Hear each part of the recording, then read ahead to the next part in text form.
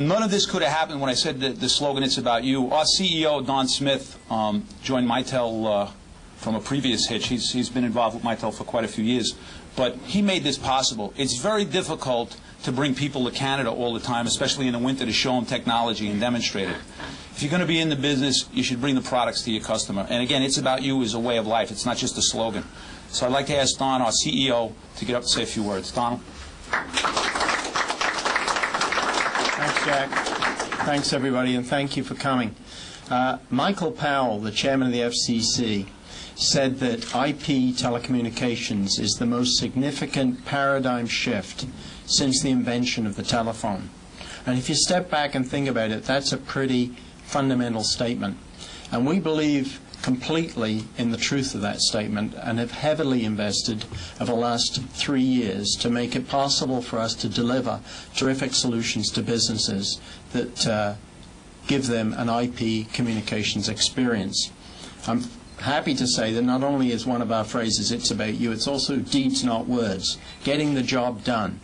And rather than kill people with PowerPoint, what's critical to us in a learning and an understanding environment is that they can touch and feel the technology and appreciate for themselves the benefits it brings. In 2 years of shipping these products from scratch, I'm also happy to say we're now number 4 on a global basis by way of market share, and we think that there's lots of opportunities to continue to do that. But what's significant for us today especially is to be here in New York, and particularly in New York City. This is the city where the world does business, and the opportunity for us to be in this city with this representation of what's possible and to work, as Jack already is, with the community, and we'll continue more of that, I know, is fundamentally important to us. So I'm absolutely delighted, and on behalf of everybody in Mitel, to be able to be here, have this happen for us. This is a fantastic day. Thank you.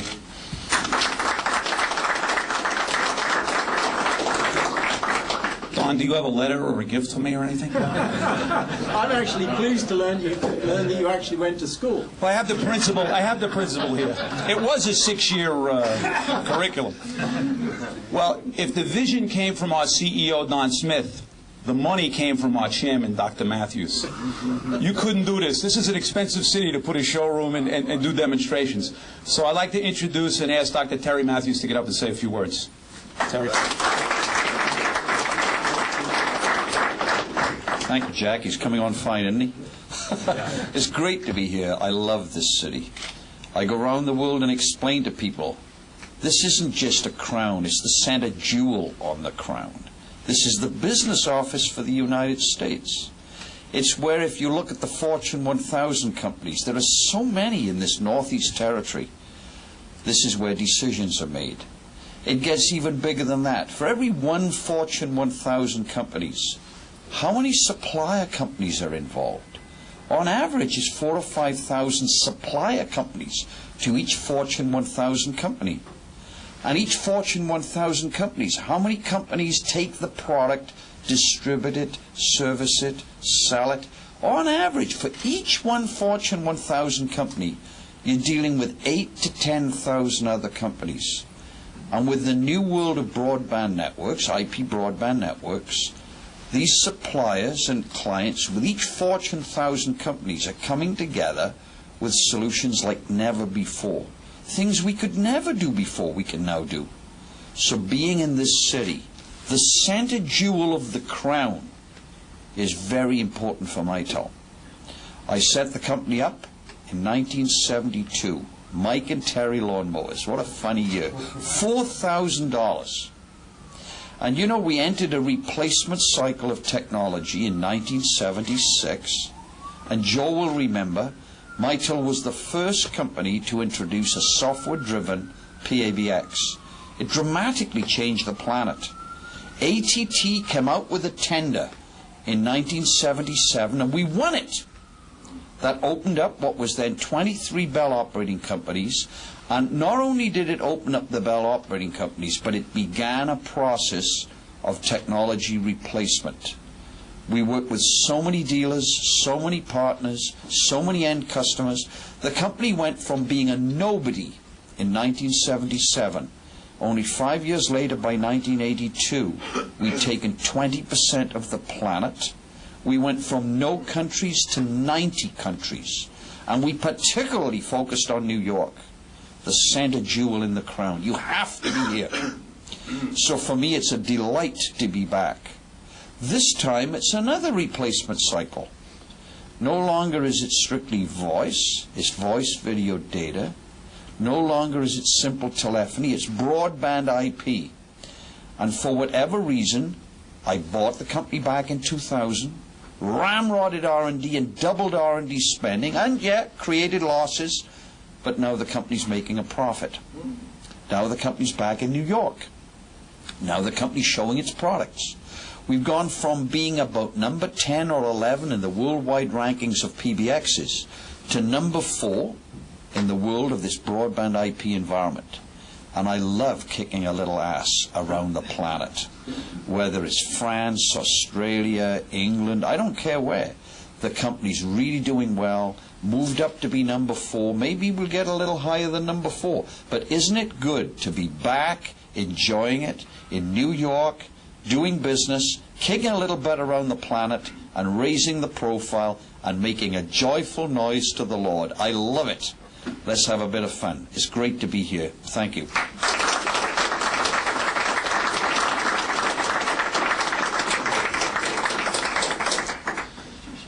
It's all true, and it's all about you.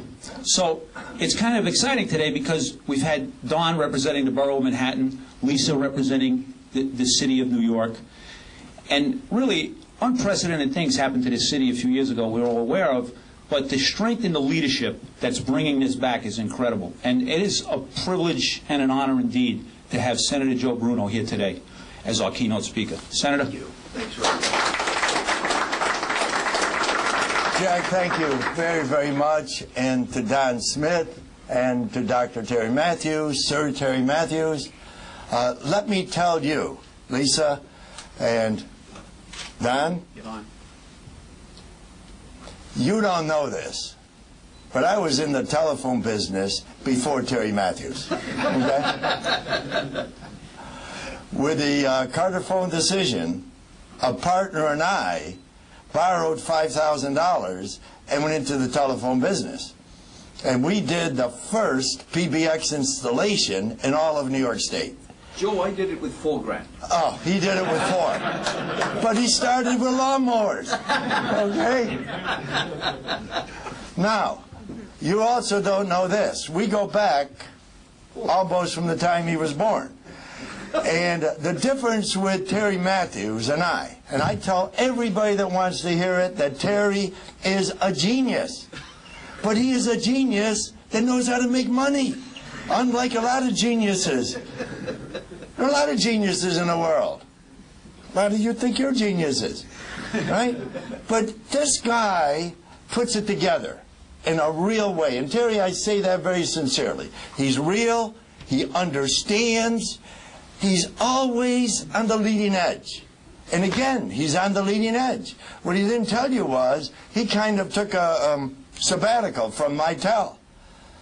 We were Mitel's biggest distributor with your big switches. And Mitel bought our company in 1990, which was a public company at the time, and delivered me from the tough world of business so I could focus on this easy life I have in politics. I mean, it doesn't get any better. Huh? All of you chip in and pay my salary. I love it. Okay? And I put up with the likes of the great mayor, Mike Bloomberg, who's on his way here. He's stuck in his own traffic from his own, from his own success. He got too many people in here, Lee. They're coming in by droves. But Terry, really, I commend you for your vision. And Don, Jack, all of the people that are involved, you that are in the resell business with Mitel, I commend you for your vision. You've always been on the leading edge. Thank you. And you are still on the leading edge.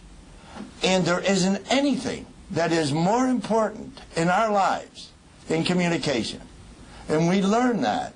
9/11, when everything collapsed, Communicating was sort of the lifeblood to save lives. With fire, with police, with victims, with their families, with the mayor in control, with the governor, with the president. It was communication. What Terry and Don and Jack and all the others are putting together here truly is a vision. And it is going forward into this big world of expanded bandwidth where you push voice, data, video, as if you were using a telephone. Now, those of you that are in the business, I got to tell you, you're lucky. How exciting. You're going to make a lot of money. And you're right, here with the Chamber of Commerce, they choose, as Terry says, New York City. Why? Truly is the capital of the world. It's where everything takes place. It is a finance center of the world. And you know what? There's somebody here that has a great sense of timing. And it's our mayor, our great mayor, Mike Bloomberg. Let me start then by saying I am a supporter of the governor. I think he is a great governor. I have zero interest in running against him. I hope he stays as our governor for a very long time. I'd like him to send some more money to New York City, as I would like everybody from the north to send it. My friend Joe Bruno comes from the north and brings money. But, you know, I mean, you're sort of an amateur in coming from the north. These other people came from Ottawa, which is even further north. And they managed to do it during the Stanley Cup Finals, which really impressed me. You must really like New York. Mitel is a great company, and this is your first facility in New York City, so we're thrilled to have you. Voice over Internet protocol really is the wave of the future, and you guys are leading the ways with the most advanced technology. New York City is a Mitel customer, and I think we're a happy one, as far as I know. We like people that bring jobs to this city. It's 40 jobs you're bringing here, but I think it also sends a message that for technology companies, this is the place you want to be. And I've thought that for all kinds of companies. When intellectual capital is what your business is all about, you want to go where your employees want to live. And New York City is so hot at the moment. People want to come here. That's why businesses are coming here. Our economy is doing better. We grew by 5.2% in March. We've had 24,000 new jobs during the first quarter, and our unemployment rate has fallen from below 8% for the first time since 2002. Continues to come down. Building permits setting a record. I just came from an announcement over in Queens on the Olympic Village that if we are honored to host the 2012 Summer Olympics, it will add 18,000 residents for 18,000 people. The city is on the move. I think you're making a wise investment by coming here. We are very happy to have you, and I can promise you that the majority leader is going to get a lot of money for the school system in New York City so that we will continue to have a group of people that you want to hire. So congratulations. And Joe, thank you.